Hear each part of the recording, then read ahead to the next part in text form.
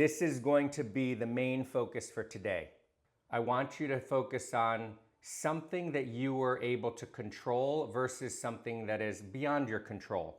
You all have goals and things that you want to accomplish, and some of those goals, like booking a job, getting the promotion, getting the financing, getting a meeting, or getting in proximity to people that you need to be with, or start a collaboration. You don't have control of other people and them deciding to choose you, pick you, hire you, but you have control of how much you do to pitch yourself, promote yourself, develop relationships, follow-ups. I want you to really start off by focusing on the thing that you did well, not all the problems, not all the challenges that you might be going through, or the frustration. This update is not for me. This update is for you. And then it's to share with other people, so this way other people can see what it is that you're dealing with and going through, and it helps to give support. Most people feel like they're on their own, they're alone. They're the only ones dealing with whatever they're dealing with. But that's not true. It's never true. There are other people that are dealing with similar circumstances, and it's helpful to know that there's other people, not that you guys can commiserate together. So this way you can understand, support, and help to stop and block the negative things and then get support in moving forward.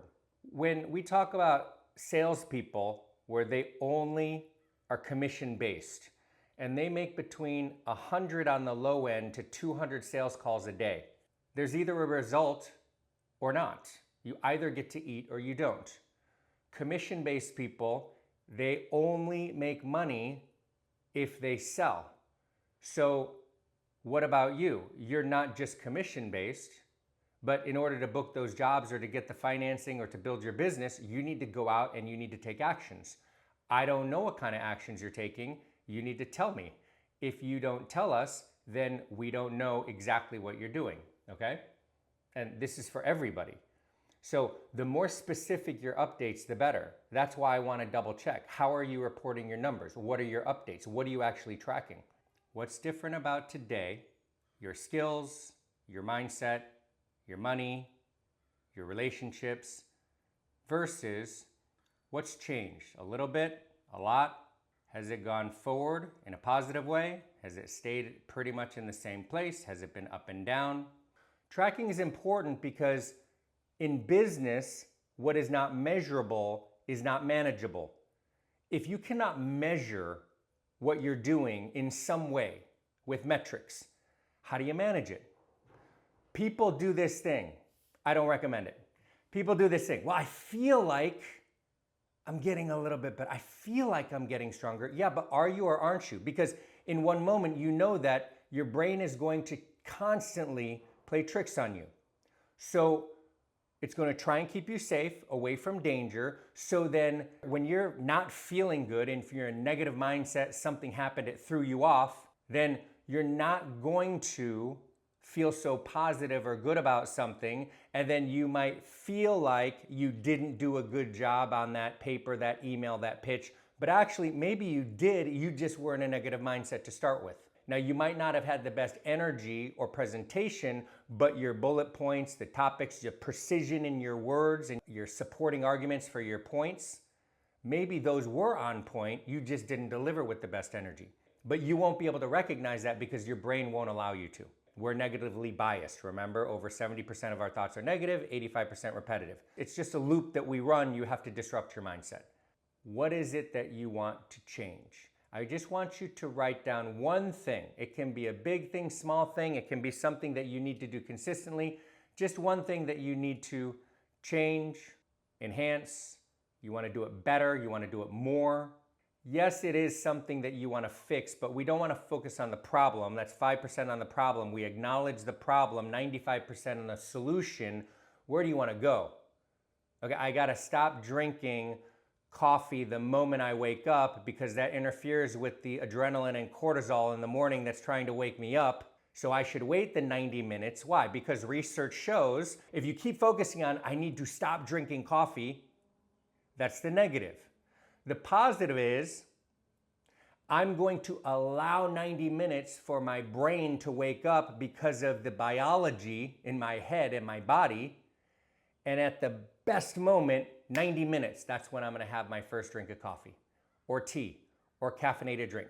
You see, you focus on where you wanna go. Focus on the solution, focus on the goal, not what the problem is. You do need to identify the problem though. Your one thing that you wanna be able to focus on. Now, maybe that's the most important, maybe it's not the most important. We'll find that out. But here's the most important thing that I wanted to train on today. You have a list of things that you need to do. Now you need to do it. How do you do it? How do I do it? How do all the top performers in the world do it? Across all areas of life, whether it's writers or directors or producers or athletes or business people, entrepreneurs, world champions. How you do it, you need to have a system. And the system is not just for you, because you can't do this alone. You cannot reach the highest level of your goals alone. You need other people. So one of the traps that shy, introverted, creative type of people fall into is trying to do things ourselves. You know, I fell into that trap for many years. When you have accomplished, many of you have accomplished high-level goals, right? 7-time world champion, 7 years in a row. It's a ridiculously high standard to achieve and then maintain. Then after that, it's very difficult to then get back on that wavelength, on that vibration, because you're exhausted. It's tiring. Or you lose purpose. And then your purpose isn't as strong, so then you don't push yourself. The way to do it is not just by organizing and structuring yourself and saying and doing the things yourself, but when you involve other people, it helps you to be accountable. Also, it gives you another reason to then do it because now you're helping someone else. 3 rules in case you don't know. Do what is necessary regardless of your feelings. Number 2, be a coach. Number 3, disconnect from the money. Being a coach is important because whether you're doing it to be paid or not, when you teach something to someone else, it's one of the best ways to learn anything because you have to understand it to break it down to teach it, and then you realize whether or not they understood it. If they didn't, you had to find another way to present it because what you said wasn't clear, and then you realize that you weren't as clear as you could be. That's why coaching and teaching is so important.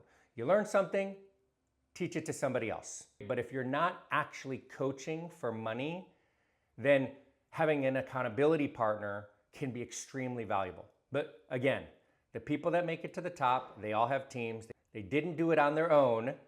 So instead of trying to reinvent the wheel, let's just follow the track record of the most successful people in the world. It's not my opinion. It's not what I think. It's just proven.